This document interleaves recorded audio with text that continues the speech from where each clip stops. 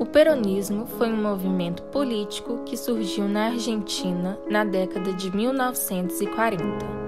Detendo esse nome graças a Juan Domingo Perón, um militar, estadista e então presidente do país.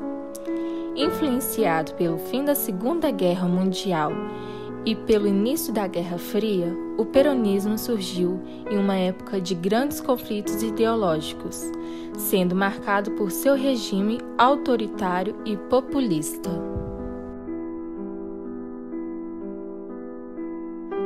A ideologia do peronismo é baseada na necessidade de proteger os direitos trabalhistas. O governo de Perón foi marcado pela corrosão de estruturas democráticas da Argentina e sua postura nacionalista. Várias medidas sociais foram adotadas pelo governo de Perón, promovendo uma maior distribuição de renda e diversos direitos para os trabalhadores, como a ampliação dos benefícios e da qualidade de vida, entre outras coisas. Entretanto, o peronismo é bastante discutido pela sua semelhança ao fascismo, devido à aversão ao comunismo, o conservadorismo exacerbado e assim por diante. Porém, o peronismo não foi um movimento de orientação fascista. As principais características do peronismo são fortalecimento da imagem do líder como estratégia de aproximá-lo ao povo, adoção de medidas econômicas populares, aproximação e cooptação dos sindicatos dos trabalhadores, defesa de valores nacionalistas, ações econômicas contrárias ao liberalismo e da nacionalização de serviços públicos, adoção de medidas trabalhistas e reformas sociais.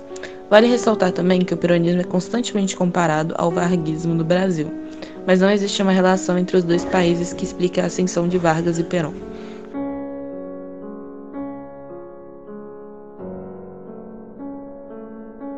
Perón, antes de ser presidente, se tornou secretário do Trabalho e da Segurança Social, através de um golpe de Estado que depôs Ramón Castillo através do GOL, Grupo de Oficiales Unidos. Desde então, ele começa a construir sua popularidade na Argentina, uma vez que começou a fazer coisas pelo povo, como ampliar o regime da aposentadoria, estabelecer o salário mínimo e o 13º salário.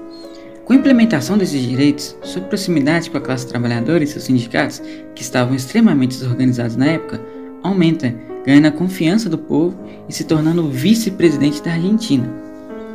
Mas, como nem tudo são flores, os atos de Perón não agradavam a todos, pois com a sua grande proximidade com a classe trabalhadora, a elite burguesa argentina, que são os empregadores e donos das indústrias, chamados de antiperonistas, se sentiram incomodados e começam a perseguir Perón, até o prenderam em um golpe militar em 8 de outubro de 1945. Mas não satisfeitos com os atos dos patrões, a classe trabalhadora vai às ruas exigindo a soltura do Perón.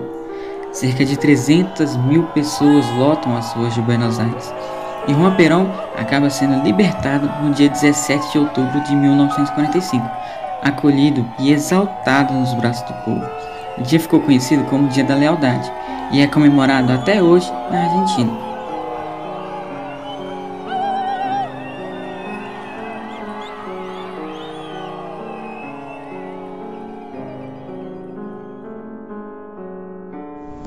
Em 22 de outubro de 1945, Juan Perón se casa com Eva Perón, figura importantíssima para o peronismo. Mais tarde, nas eleições de 1946, foi eleito presidente com 52% dos votos. Seu governo foi marcado pela nacionalização das ferrovias, bancos centrais, companhias elétricas, regularização da importação e favorecendo o crescimento industrial, que mais tarde resultou na inflação enquanto a economia do país crescia.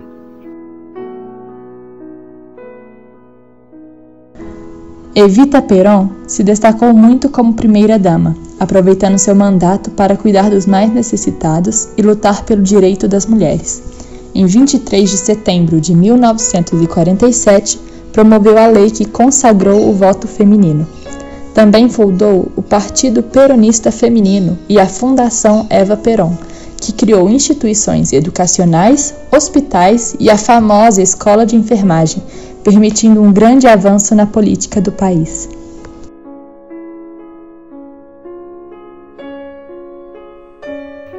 Outro fato que marcou o primeiro mandato, sem dúvida, foi o projeto de produção de energia nuclear, realizado pelo físico alemão Ronald Richter, pela Argentina.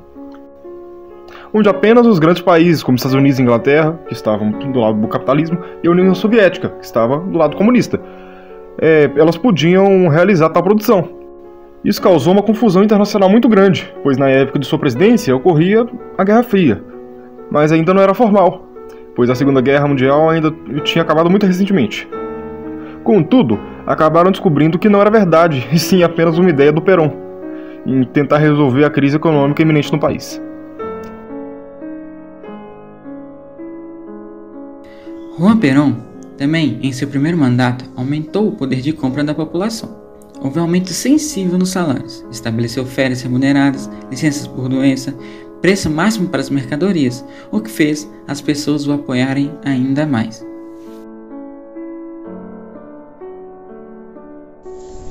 Em 1952, Eva Perón, símbolo do peronismo, morre devido a um câncer no útero. Por causa do seu trabalho, ficou conhecida como a porta-bandeira dos humildes e a mãe dos sem camisa, que era uma expressão usada para se referir a pessoas muito pobres.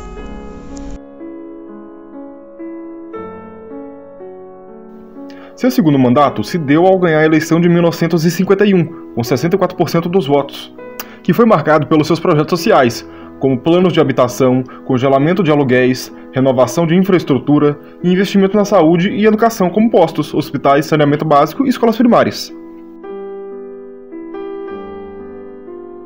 Também, em seu segundo mandato, foi onde marcou a sua repressão aos seus opositores políticos, principalmente quando eram da classe trabalhadora, usando da força policial estatal para subjugá-los.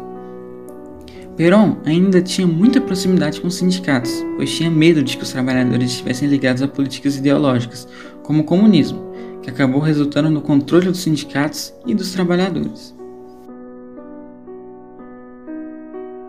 Com isso tudo ocorrendo, nem todos os opositores de Perón eram fracos. Haviam aqueles que tinham grande poder econômico, que faziam parte do conservadorismo.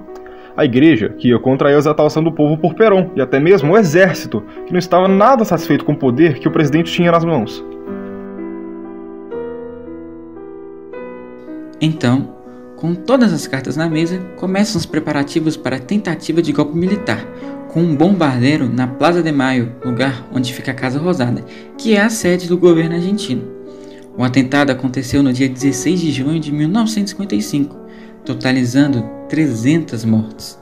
E mais tarde, nos dias 21 a 23 de setembro de mesmo ano, Juan Perón é deposto e exilado do país, lá na Espanha, até 1973. Um fato curioso é que após o exílio de Juan, o cadáver de Evita é sequestrado e os restos mortais da primeira-dama são escondidos por todo o país. Seu corpo só foi encontrado na década de 70, anos depois, quando Juan exige que lhe devolvam o corpo. Atualmente, Evita descansa no cemitério da Recoleta, em Buenos Aires. Os governos que vieram depois do golpe de Estado proibiram menções ao peronismo, mas o nome de Perón continuava muito forte na Argentina, tanto que foi reeleito 18 anos depois, em 1973.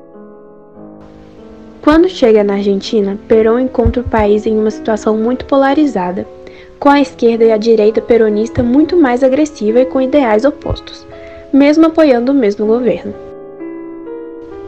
Perón tenta se manter neutro e agradar tanto a esquerda quanto a direita peronista, porém, não faz isso de forma efetiva, uma vez que apoiava os sindicatos, que tinham pouca relação com os grupos guerrilheiros, e mandava reprimir grupos de esquerda, como os montoneiros. Governou por apenas 8 meses até morrer de parada cardíaca. Após Após sua morte, sua esposa e vice-presidente, Maria Estela Perón, ou como era chamada, Isabelita Perón, assume a presidência, se tornando a primeira mulher presidente no mundo. Isabelita governa de 1974 a 1976, possuindo uma posição política mais de direita. Quando assume o poder, a violência dos grupos de esquerda aumenta, intensificando também a opressão sofrida por esses grupos.